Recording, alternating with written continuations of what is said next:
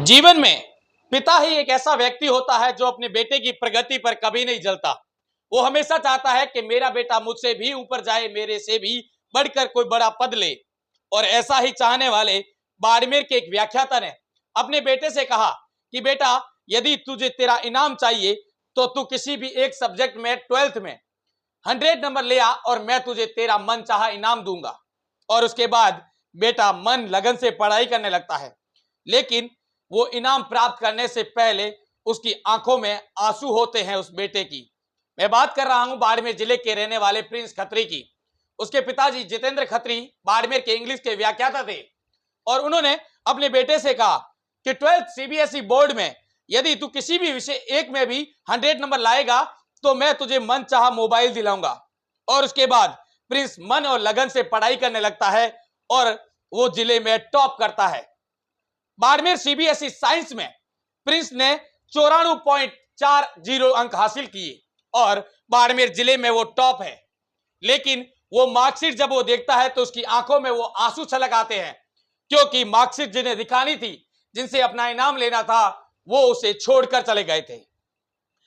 CBSE board science का result 12 मई को आया, लेकिन उससे पहले ही एक हादसे में उसके पिताजी की 28 अप्रैल को मौत हो गई। और जब उसका रिजल्ट आया और उसने अपना रिजल्ट देखा और यह पता चला उसे कि उसने जिले में टॉप किया है, तब उसकी आंखों में आंसू थे। वो दर्द के आंसू थे, ना कि वो खुशी के आंसू थे, क्योंकि उसने कहा कि खुशी मुझे सूझी ही नहीं, क्योंकि जिनके लिए मैंने मेहनत की, जिसने मुझे कहा था कि तू अंक लाएगा तो मैं तुझे तेरा मनचाहा मोबाइल दिलाऊंगा, पर आज ये मार्कशीट मैं दिखाऊं तो किसको दिखाऊं।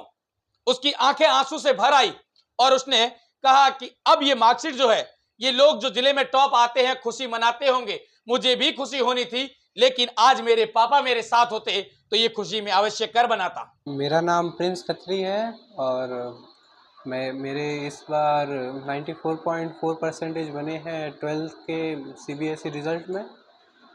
खुशी तो मुझे बहुत है, परंतु मेरे पिताजी के निधन होने के कारण अब मुझे इन चीज़ों में थोड़ा मन कम लगता है।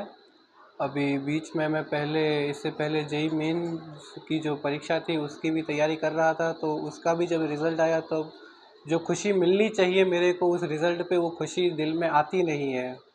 क्योंकि अब जब आपको जिस इंसान को वो रिज़ल्ट दिखाना था वो इंसान नहीं है, तो वो खुशी भी अब झलकती नहीं है खुद के दिल में।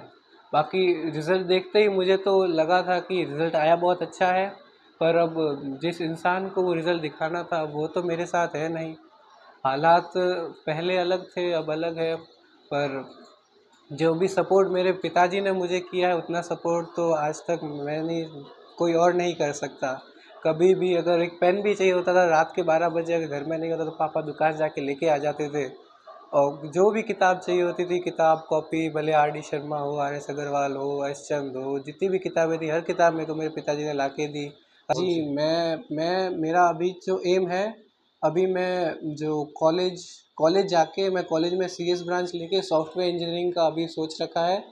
क्योंकि जैसे माइक्रोसॉफ्ट या अमेज़न या जो ये बड़ी बड़ी कंपनीज होती है, इनके जो सॉफ्टवेयर्स बनाने में वो मुझे भी अपना योगदान देना है। नहीं, मेरे घर पे तो चर्चा बस इतनी ही होती थी कि ज़िले को टॉप करने का तो हमारे घर में किसी ने सोचा नहीं था कि इतने नंबर आ जाएंगे।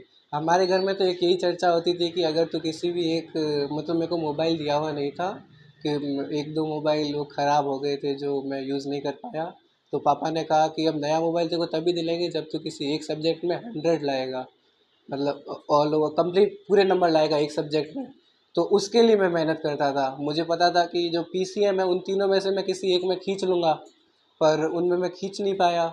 सीएस के अंदर भी मैं 96 ही आए, तो जो ऑल ओवर जो रिज़ल्ट आया वो तो बहुत बेहतरीन आया, परंतु जो हमने सोच रखा था कि किसी भी एक सब्जेक्ट में मेरे पूरे नंबर आ जाए वो नहीं आ पाए, तो उसका थोड़ा मुझे दुख है।